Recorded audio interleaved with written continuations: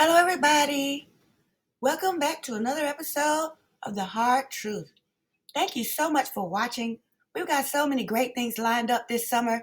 Don't forget to subscribe and become a member so that you can be a part of some great perks and some great conversation. Listen, there's something about the Kohbergers. In my recent research, I keep finding a recurring theme of the macabre. Okay, there's something about the Kohbergers, and we need to find out what it is. Hey, how many Brian Kohbergers are there? All right, we're going to talk about all of that in this episode. Grab the coffee, grab the tea as we begin our story.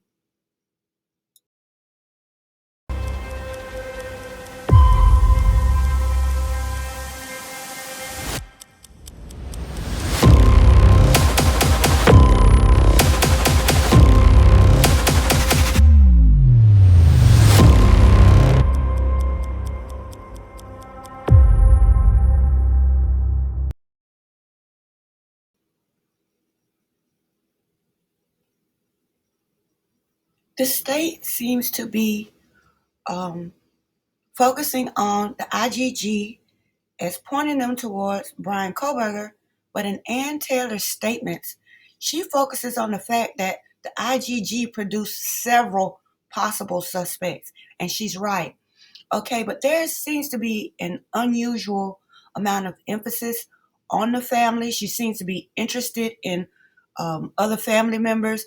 It says, to begin with, the state apparently only wants to prevent Mr. Kohberger from seeing how the IgG profile was created and how many other people the FBI chose to ignore during their investigation.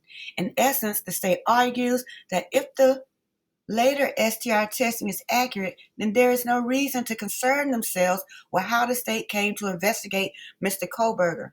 State's brief at 9. What the state's argument asks this court and Mr. Kohberger to assume is that the DNA on the sheet was placed there by Mr. Kohberger and not someone else during an investigation that spans hundreds of members of law enforcement and apparently at least one lab the state refuses to name. All right, and so what about the family members?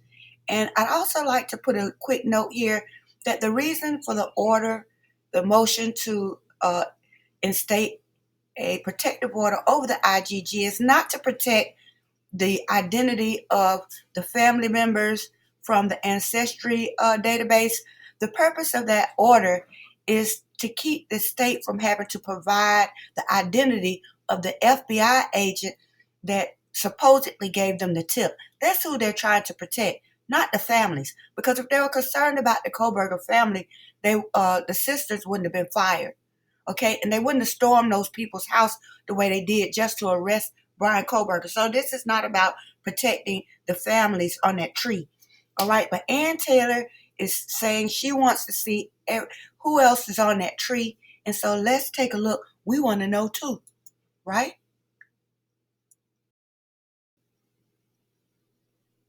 First up is Mr. Reed Kohberger. Okay, I looked to see if he ever lived in Pennsylvania, Washington, or Idaho, and he does not. And I have not been able to confirm that he's actually related to Michael Kohberger and his family, but because of his name and military associate affiliation, I thought it would be appropriate to include him in a possible match in the family tree. I am not confirming or stating that Mr. Kohberger here is related to Brian Kohberger's family. I didn't say that. I'm just saying that it's possible that he was on the family tree simply because of his name. And I also found it interesting, his military affiliation, which I will talk about later if I can find some more information or possibly contact him, okay, without having the family freak out on me. All right, so stay tuned for that one. Next up, and more interesting, much more interesting, is Polly Kohberger. And again, I'm not saying that Miss Coburger is related to Brian Coburger. I didn't say that. I'm just saying it's possible that she could be on the Coburger family tree. And she's an accomplished artist, lots of work loaded online on social media, very accomplished artist. But get this, she made a game about grieving the loss of a loved one. And it says play with caution. As you can see, it's a bit ominous, okay? This game was published on August the 17th, I believe, 2022. Amanda Coburger, who starred in a horror movie where the young people are unalive with a sharp object. Okay, I think this is old news, but it just seems there's something about the Kohbergers. They just like dark, ominous type things. And so let's just put a pin in it because the family tree is a bit odd, is what I would say. Okay? What do you think about this one? When you put Kohberger into Ancestry.com, there are over 7,000 entries just for the Kohberger name. Okay? And not only that, there's more than one Brian Kohberger in the database. So if a name Brian Kohberger came up, there's a question of which Brian Kohberger.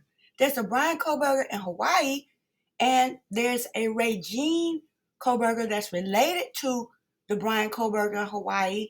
And when I looked up Regine, I found a Facebook page, but everything in there has been scrubbed. Okay? So what do you think about this one? Okay? If a Brian Kohberger came up on the family tree, which Kohberger is it? All right? And what is it about the ominous details surrounding so many of the family members? Okay? We're going to keep digging.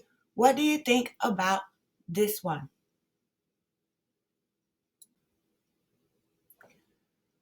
There is something about the Kohbergers.